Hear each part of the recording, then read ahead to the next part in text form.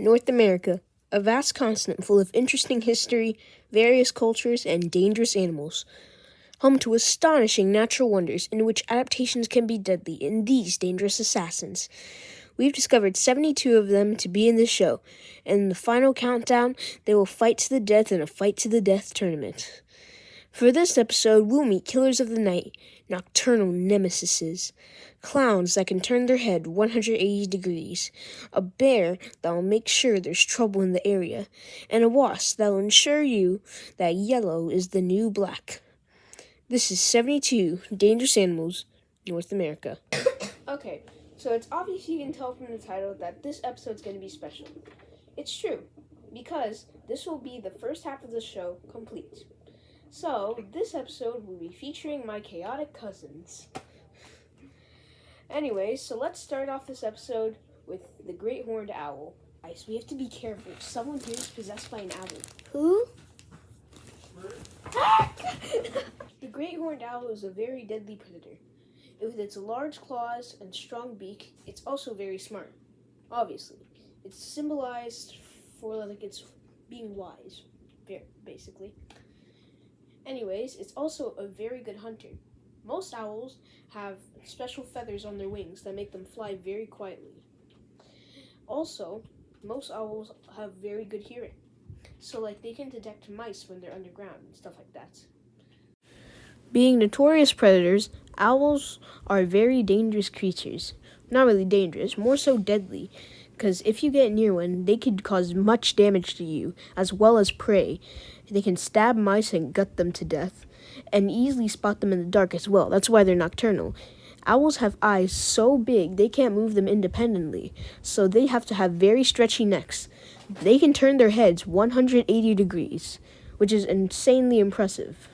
Since this is the third avian animal in this show, here are 3 facts about the Great Horned Owl. So, fact number 1. Its so-called horns on its head, which are tufts, are actually, yes, tufts, which are used to look more scary to predators, and it works on us humans.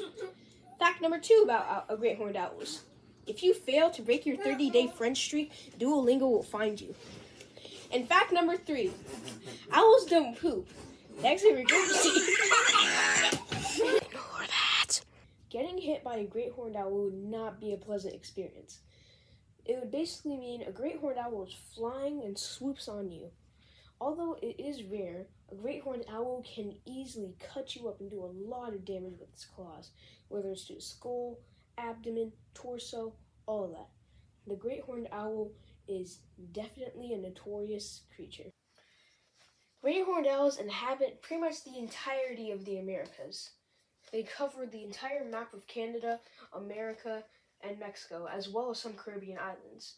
They also inhabit a lot of Central America, being only not found in some places.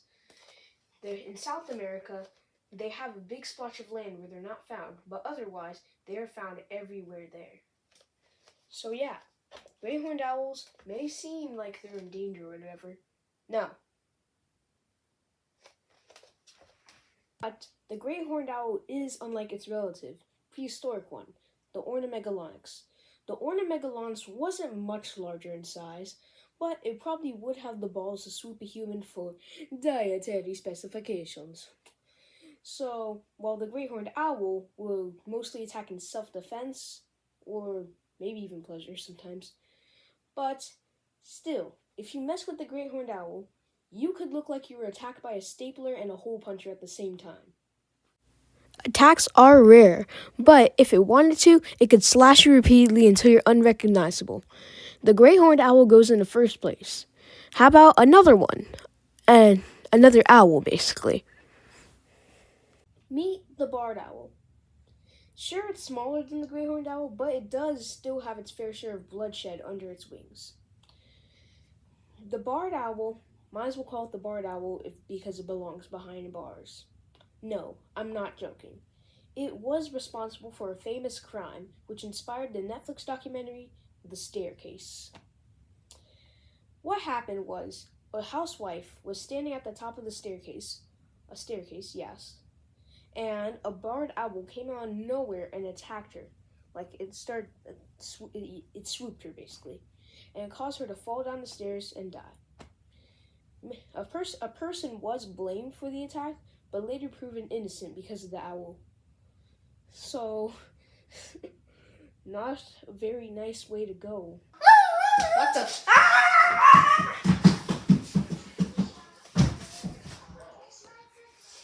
Hashtag pushing down people down the stairs. Very mean creature. Like, hello, I'm still at the bottom of the stairs with a broken neck. Is no one gonna call the ambulance? Whatever. Anyways, I've noticed one thing about barred owls. They look so cute, yet so menacing at the same time.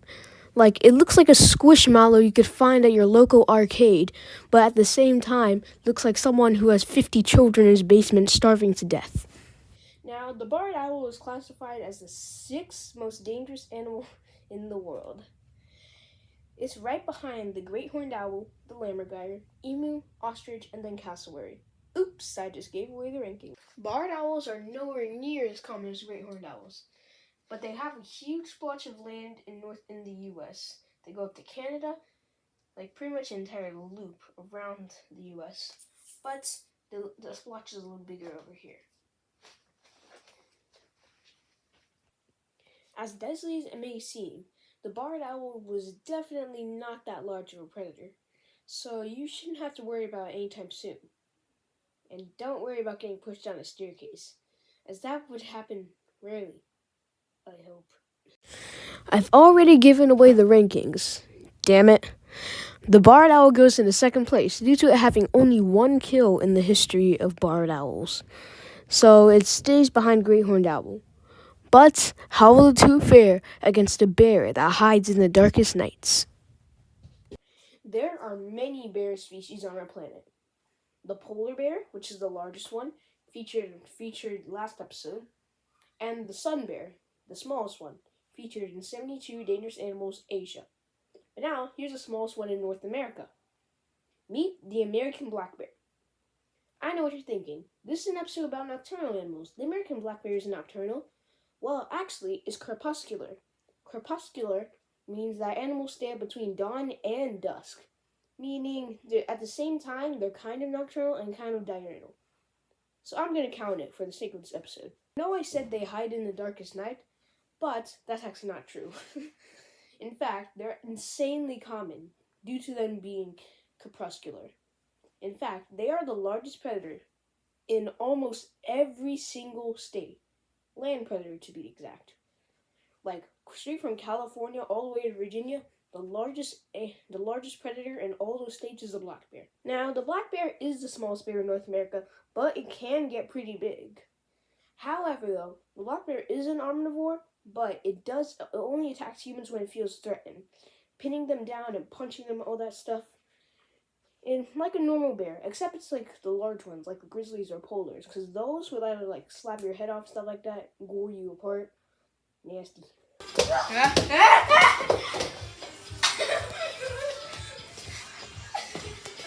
Surprisingly, there aren't that many black bear attacks.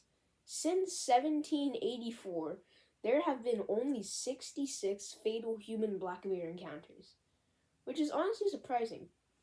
But black bears are still very common, so it's not that rare for you to see one. A fun fact about black bears, they're not always black. They can range in a few colors, such as brown and even cinnamon, which is very peculiar. Because the black bear is so common, it's featured a lot in popular media. It was in the movie Fox and the Hound, the Disney movie, and the movie Cocaine Bear. Also, the classic toy, the teddy bear, was inspired after a Louisiana black bear because President Teddy Roosevelt refused to shoot an old bear, so his fellow hunters joked about it and created the toy, the teddy bear. That also means that some old stories of kids playing with teddy bears from the 1700s are fake. Womp womp. This is because President Teddy Roosevelt was president from 1901 to 1909. Like I said, black bears are insanely common. They are found in Alaska, almost the entirety of southern Canada, the entirety of the U.S., and extend all the way down to northern Mexico. So basically every single U.S. state except Hawaii. Quite insane. Sure, they can be a pest sometimes when they eat the fruit off your tree, disrupt your picnics, or even eat the seeds out of your out of your bird feeder. Even though how much of a pest they are and how much of a danger they can be, these are still a very remarkable creature that should be protected at all costs. A beast, the black bear easily takes first place. It's very common and has way more attacks and deaths than our two owls. The black bear takes first place, but how will the trio face off against a yellow killer wasp? It's a common killer among the North American woods, a well-known wasp with a killer sting and a temper to match. Meet the yellow jackets. The yellow jackets, named for their yellow coat, not coat, their yellow coloring around their body, resembling a jacket, is quite a dangerous creature. Every year, they manage to get 50 to 60 confirmed kills. That's terrifying. Low-key scary. I mean, let's be real. Getting killed because a bunch of flying yellow drones are just stabbing you until you fall to the ground and die, that's not a pleasant way to die at all.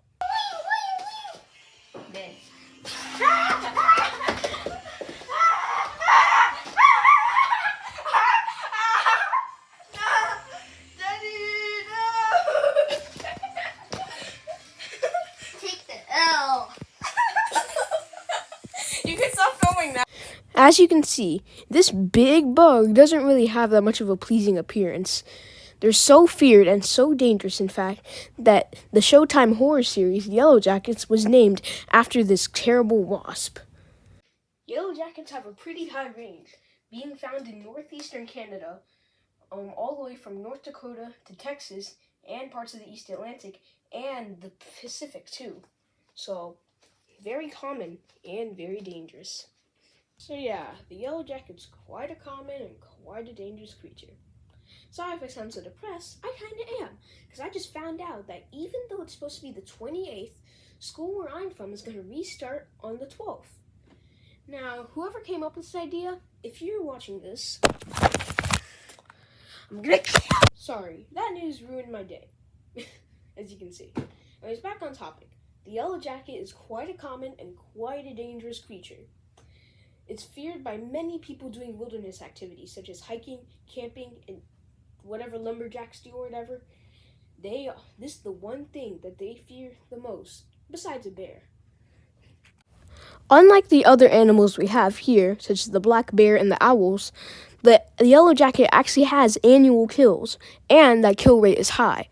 It's no surprise that the very common yellow jacket steals the crown from the American black bear, taking first place and pushing the black bear down to second. The great horned owl goes in a third and the barred owl in fourth. But how will the yellow jacket face off against a deadly predator, one that's inspired many myths, tales, and gruesome legends? Is it a dog? Is it a fox? Is it a bear? No. It is perhaps one of the most feared, one of the most well-known predators in history. Without further ado, meet the gray wolf. Pretty much being the villain in almost every single fairy tale you can think of. You need some proof? Wolves have been our enemies for so long. I'll give you proof. The Three Little Pigs, the villain was a wolf. Little Red Riding Hood, the villain was a wolf. In fact, during caveman times, we fought off wolves because they kept attacking. That's how long wolves have been our enemies, even though they do need protection due to endangerment. But even in modern culture, people portray wolves as deadly monsters, such as the 2012 action movie, The Grey.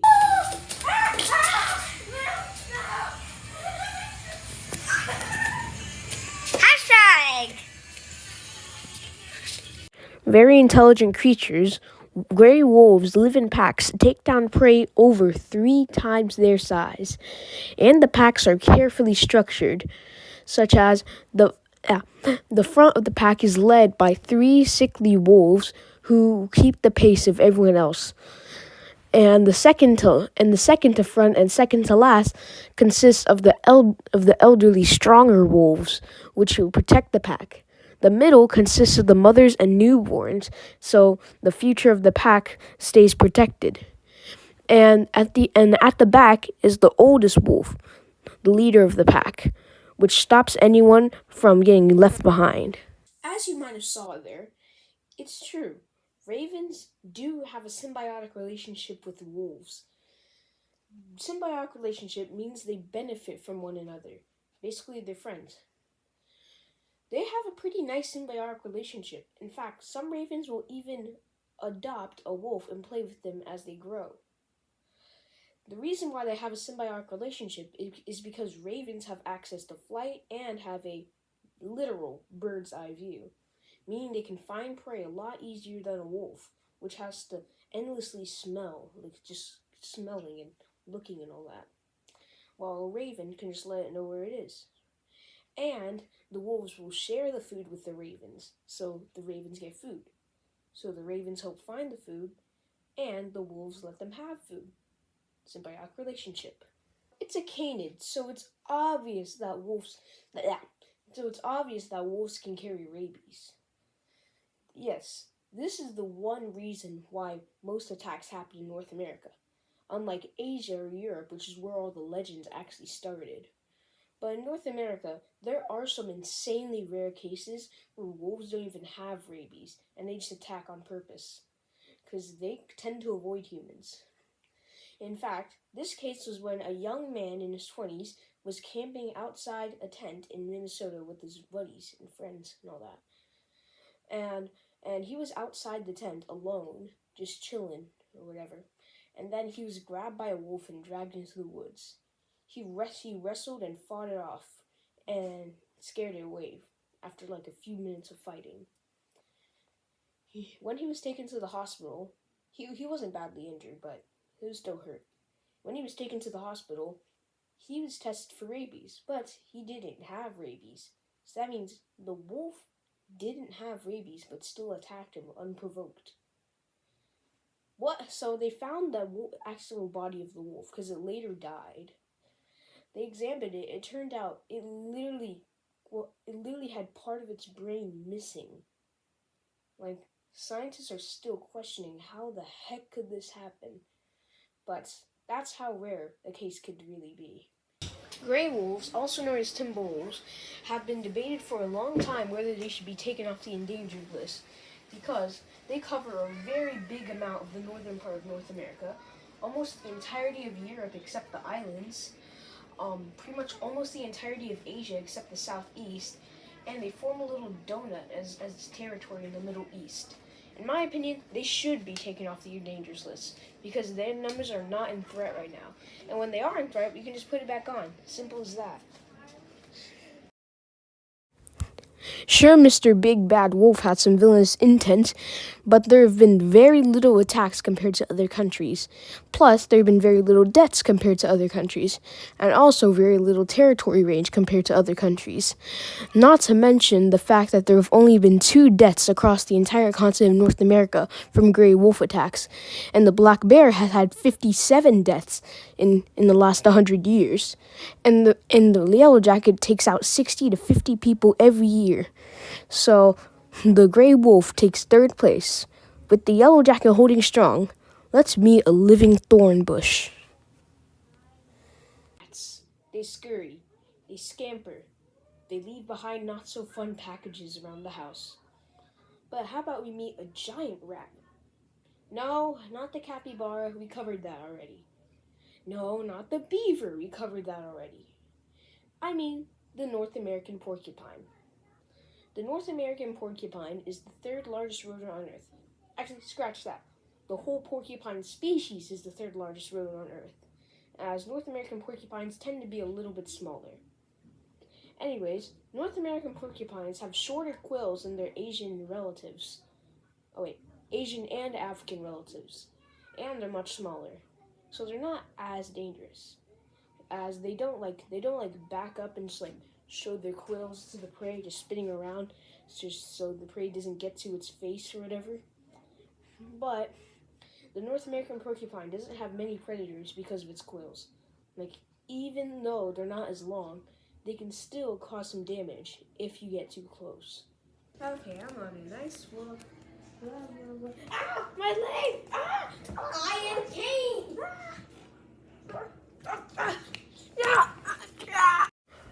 Alright, I know this thing looks very adorable. Like, I want to put my hands on it right now. I want to pet it so badly.